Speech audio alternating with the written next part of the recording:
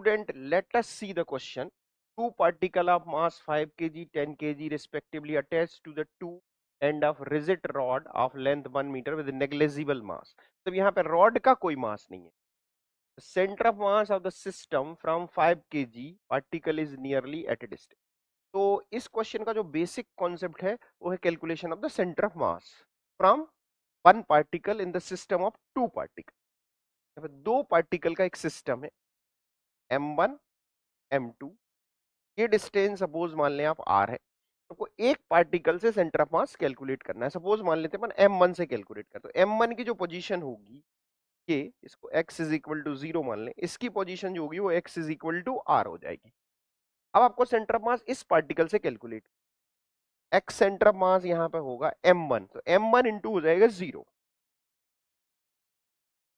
Plus m2 into r upon m1 plus. तो to particle system में इस तरीके से अपन आसानी से कैलकुलेट कर सकते हैं. स्टार्ट करते हैं. ये मास है 5 kg, ये मास है 10 kg. डिस्टेंस बिटवीन देम ये है 1 मीटर. यहाँ पे आंसर सेंटीमीटर में, तो इसको हम लिख लेते हैं 100 सेंटीमीटर.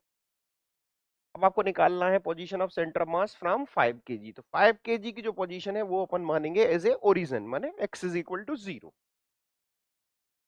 इसकी पोजीशन होगी x is equal to 100 centimetre.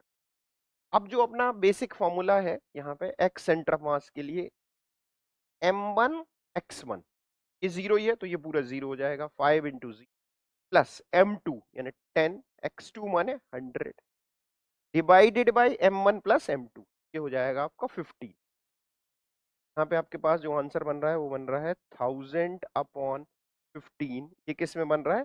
Centimetre. तो 5 से कैंसिल कर देते हैं तो 3. ये आ जाएगा आपके पास 200 अपॉन 3 सेंटीमीटर. तो आंसर इसको और सॉल्व करेंगे तो आंसर ये आएगा 66.6 सेंटीमीटर. तो नियरली जो आंसर है वो आपका आंसर बी मिल रहा है 67 सेंटीमीटर. फाइनल आंसर जो इस क्वेश्चन का होगा वो होगा बी.